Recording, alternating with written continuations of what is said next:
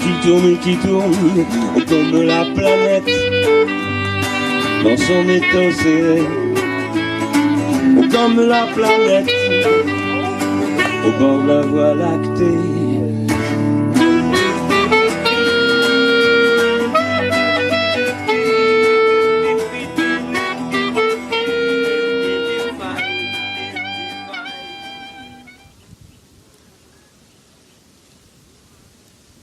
On analyse la filière agroalimentaire de l'agriculture au consommateur, on a un phénomène de domination sur l'ensemble de la chaîne. Pour simplifier, la distribution qui est la plus concentrée, donc avec les structures les plus grandes, avec le capital financier le plus important, domine l'agroalimentaire, qui lui-même domine l'agriculture. C'est toute la question de l'agriculture et comment est-ce que les gens d'un territoire rural se sentent concernés au final par le territoire dans lequel ils vivent, est-ce qu'ils connaissent un minimum le système productif au niveau agricole de leur territoire, de leur région, de leur village, de tout le monde même. Est-ce qu'ils savent ce qu'ils ont dans leurs assiettes? C'est vraiment ça. Ouais, alors moi j'ai pas de jardin, du coup pour le moment j'en ai pas, j'aimerais bien en avoir un pour pouvoir un peu faire quelques légumes. Je pense que plus tard j'en aurai. Aujourd'hui je me nourris essentiellement du jardin du monde, comme tu dis. Le jardin du monde pour moi c'est beaucoup de diversité et parfois trop de spécialisation sur certains territoires et certaines régions du monde même, si on réfléchit à l'échelle internationale. Responsabiliser les gens là-dessus en fait. Ce qui va permettre d'avoir un effort commun et là on va pouvoir progresser. Et qu'est-ce qu'il y a à manger aujourd'hui? La salade de patates. La salade de patates. Salade de patates, enfin c'est un taboulé, courgettes, concombre et il y a une salade verte et c'est que des produits locaux qui viennent un quart d'heure d'ici. Et de la charcuterie locale aussi. Local aussi. Tout est local. Et les légumes c'est bio. Très bien. Vraiment du local et du frais au niveau des légumes et après au niveau de la viande j'essaye de savoir au moins d'où elle vient, comment elle est produite.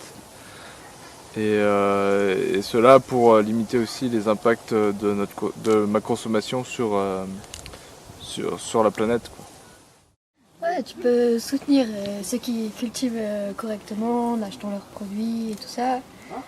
Et tu peux aussi engueuler ceux qui font n'importe quoi et faire en sorte qu'ils puissent pas se développer. Plus sur des combats plus globaux. Du coup, là, je pense à la lutte contre l'aéroport à Notre-Dame-des-Landes, qui pour moi est l'image même de l'artificialisation des sols et du coup du non-respect de la nature. À MRJC, on a eu des projets un peu dans le style là, notamment ici sur le territoire de Marmoutier, où on a lancé plusieurs fois on a lancé un projet de jardin partagé et c'est aussi quelque chose qui te permet à toi de continuer à développer ça et de transmettre tes connaissances à d'autres. Et aussi c'est un outil pédagogique pour d'autres personnes qui comme par exemple sur le site d'Arévi où tu as des personnes qui sont réfugiées, où tu as des personnes qui sont vraiment en grosse précarité et qui n'ont pas du tout ces techniques-là. C'est là aussi que tu vas pouvoir transmettre ça et pouvoir perpétuer un peu cette démarche et pouvoir garder la terre et garder le savoir-faire de comment la cultiver et la protéger.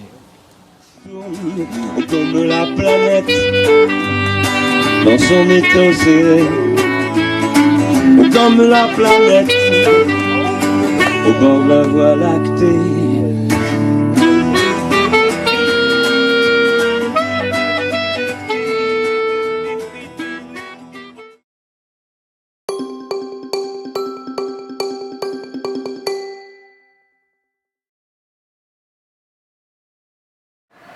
Parce que c'est un animal.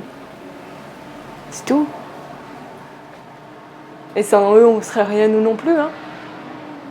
Imagine-toi la vie sans rien. Face à la crise écologique, il y a un premier piège qui serait de penser que c'est déjà trop tard. À l'Institut d'Agroécologie, nous avons développé 3 types de stratégies différentes pour contrer l'expansion des cultures de palmiers à huile